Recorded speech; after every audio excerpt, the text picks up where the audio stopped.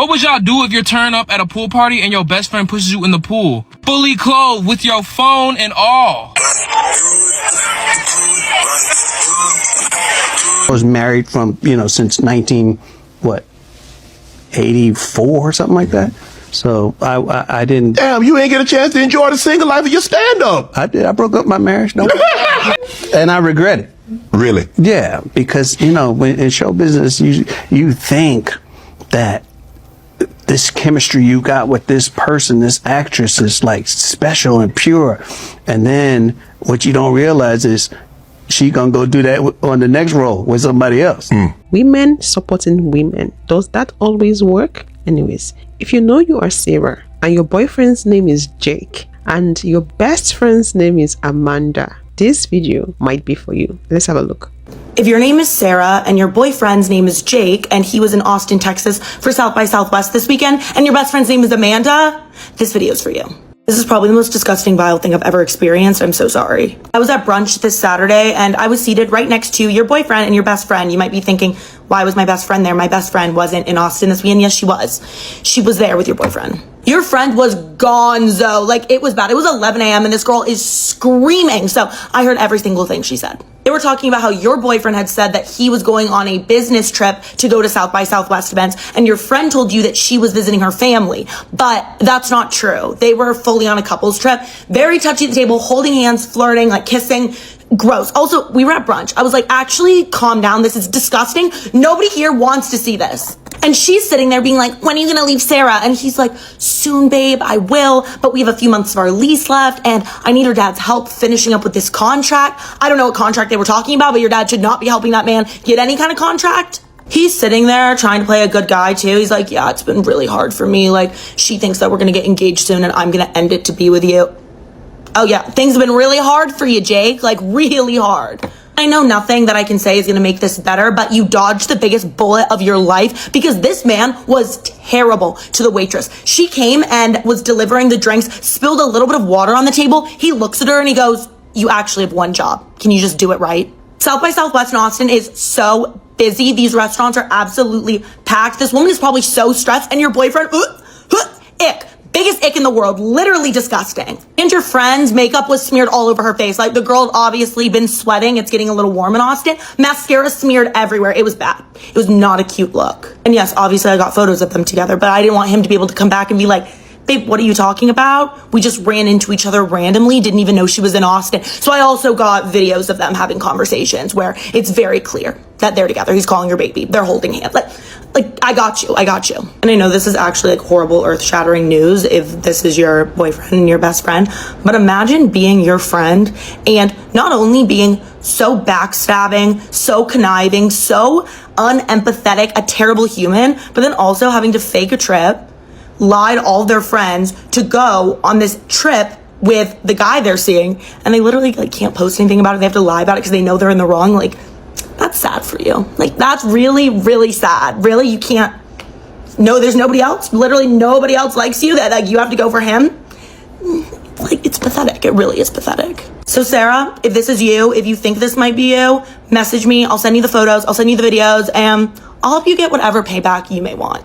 What do you think about some women being jealous of what other women have? It baffles me when I hear stories like this. When I hear stories of best friends stealing their friends' men, and some of them even end up getting married to those men. It's crazy. Where is humanity? Where is conscience? Where is loyalty? Some people, when it comes to men, they are willing to throw their female friends under the bus. They are willing to backstab them just because of men. Some females out there are so male-centered. Let's watch this video of a so-called friend that pushed her friend into a pool in a pool party. There was no one in that pool and the friend was fully dressed, holding her phone, but she went ahead to push her into that pool. And when the friend was struggling, she did not bother to assist her come out of the pool. Something tells me the friend acted that way because of a man. Because to some lady, it's only a man that can make them behave that way. Only a man that can make them want to hurt their female friend.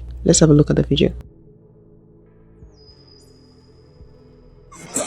You ain't shit. You ain't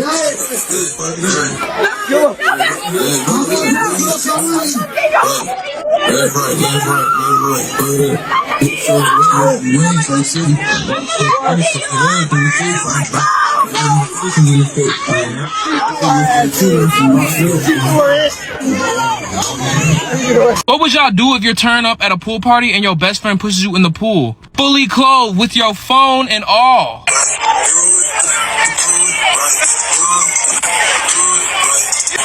Fully clothed.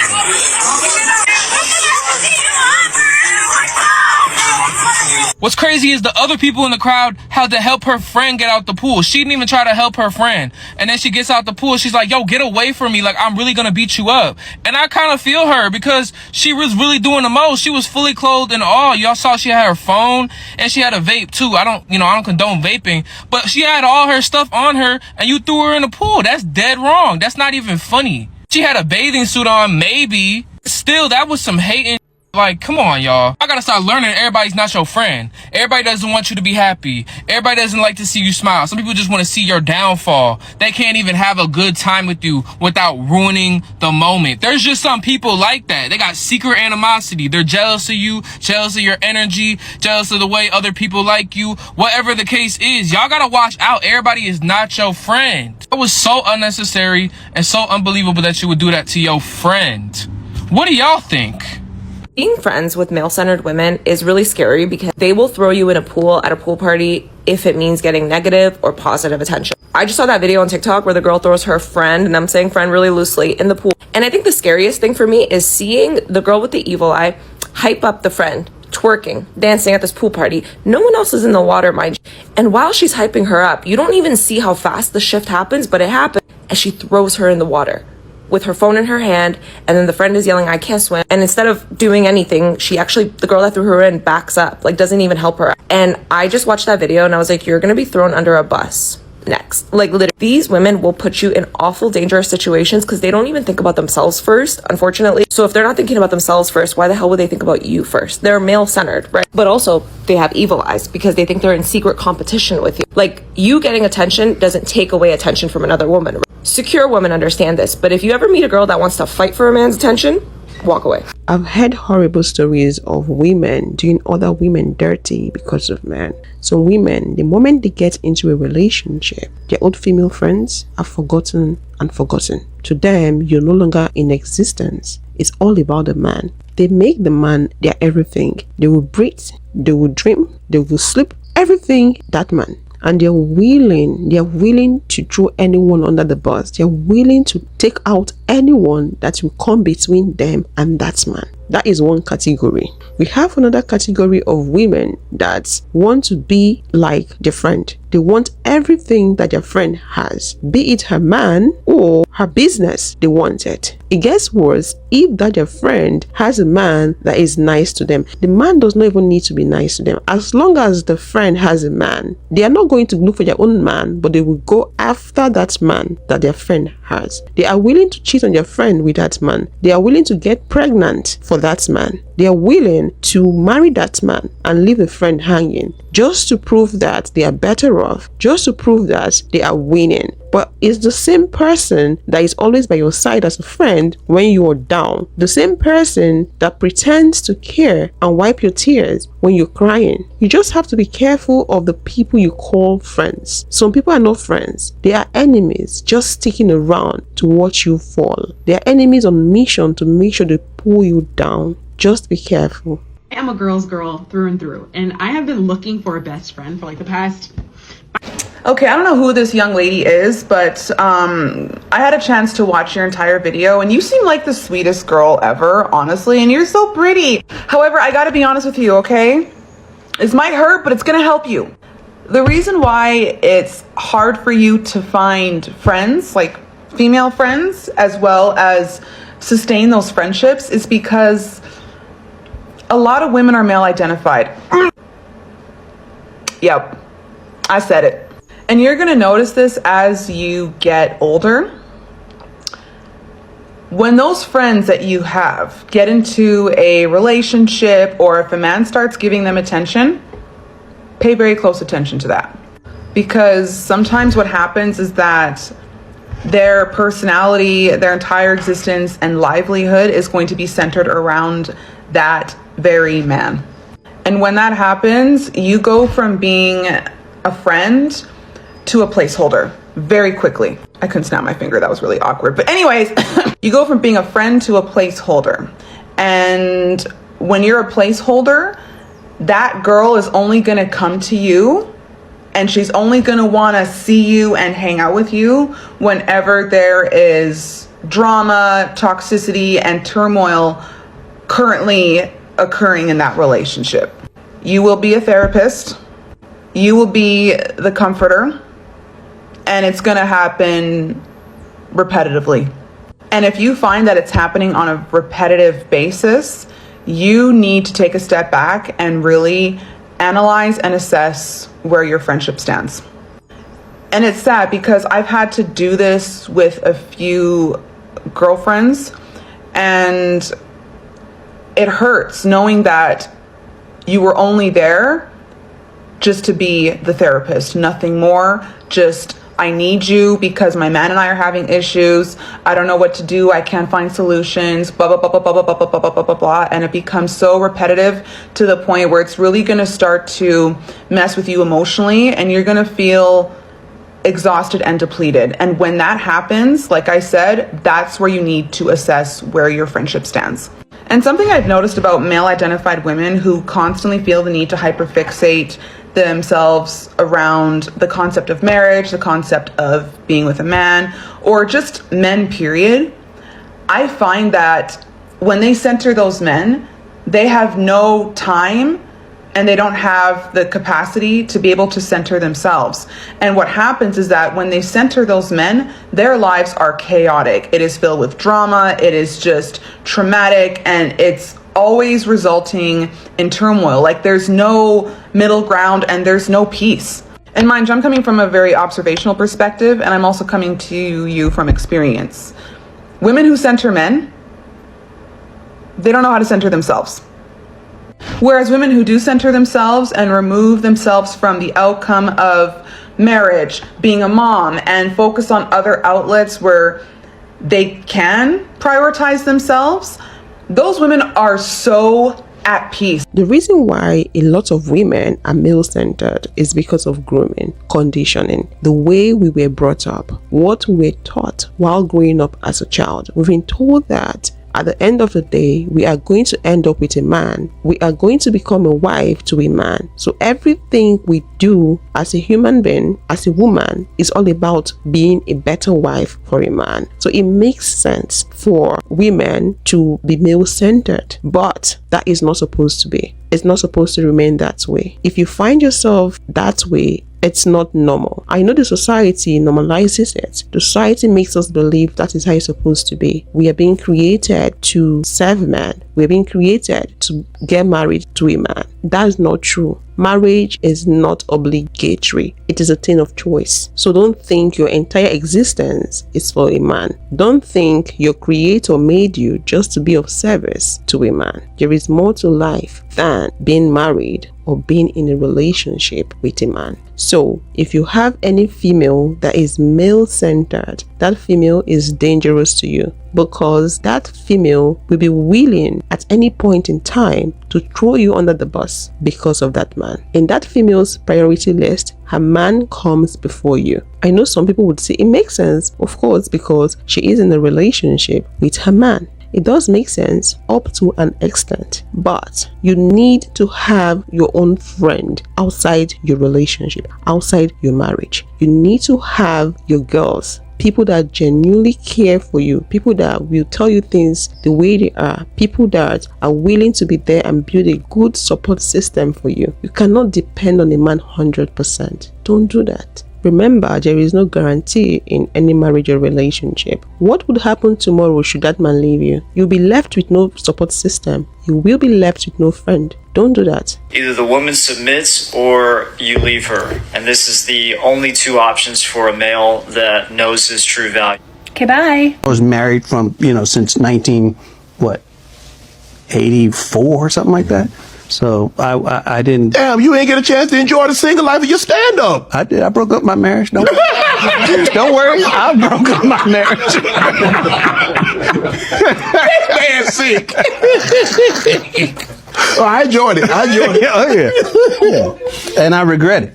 Really? Yeah, because when in show business, you think that this chemistry you got with this person, this actress, is like special and pure, and then what you don't realize is she gonna go do that on the next role with somebody else, and you be like, "But I left my wife for you." Yeah, you know what? Tell her the stuff you told my character. She'll take you back. You be like, Damn. What? Yeah. What do you learn about marriage? What do you learn about yourself during marriage? It's cheaper to keep her. That's what I learned. Or cheaper to kill her. keep her. We gonna kill her. But I think marriage is a beautiful arrangement. I was just too young and dumb to know that back then. Are you on good terms? Yeah. Here's what's crazy is, for the longest, like she and I would, we never said it to each other, but we just made up our minds that we can't let the grandkids feel our resentment. And there was resentment, She'd come in and sit over there and I'd sit over there. And then probably about 7 years ago, I was over at Junior's house, family gathering, because kids would invite her to barbecues at my house, and it's fine, and what it was is the fear of having to relitigate what happened in the marriage. Right. And I know I messed up. Right. I messed up, so I don't want to deal. That's why I pay you alimony, so I don't have to deal with that, right? But about 7 years ago, we were over at Junior's house, and we're sitting outside, and she's over there somewhere. And we're laughing. That's what we do, is laugh, joke, and we start reminiscing. And then she came and sat right next to me and started chiming in. And then we were talking about, she brought up a story, and I was like, remember. And the kids were like, they're talking. But I could feel all the tension just leave. Dissipate. The relationship changed. I love her. And I was able to say, I love you. And she says that to me. When we see each other, I care for her. I don't want nothing bad happening. Right. And it's maturity. Right. And she said the last week when I saw her, she's like, we did good by the kids, right? And we high-fived. Yeah. Wow. Marriage is not just the moment, right? You have to get through moments. It's tough. I think marriage is beautiful. But marriage, when you get to the older years, where it becomes a ballet, where they don't say much, after all these years, she know what shut up mean. She not talkative. She make you a little coffee in the morning and your toast. Not breakfast, toast. She figured out you need something to eat. And come downstairs and the paper's there and you read it and y'all just exist together. You fart and you look at it, she ain't laughing. Okay, go back to the paper. And then she talk and you just And when you get to a certain age, you got the most wonderful thing in the world, which is a hearing aid. You turn that down. Just look in the eye. So what did you do? And that's what it is. But you think about all that you've been through, and the kids and the grandkids, and it's special. Like, so, I was trying to tell my sons, like, you want to get married because brands want to know. If you think about Bill Gates and Jobs and all these guys, Bezos about to get married again. Why? Because when you sit down and people think about being in business with you, if you can manage your marriage, I can be in business with you, because I know on a day-to-day you are having to humble yourself and have to kind of work through stuff. So with business, you'll do the same thing. I feel like you would do the same thing.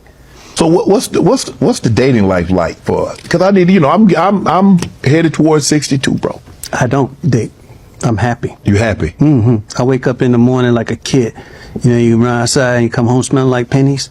I could do whatever I want to do. There's peace in my house. Right. I don't have to, hey, we good? You all right? You need anything? Yeah, I could not. I've been by myself too long. You set in ways then, huh? So you ain't getting married no more, huh? No. I never say never. Right. Because if some woman can climb over the wall of resentment and the bile that I have in my all the stomach, checks you done had to write. Yeah. For 25 years, I've been writing checks. Alimony. If she can come out, she was sent by God. That's a superhero.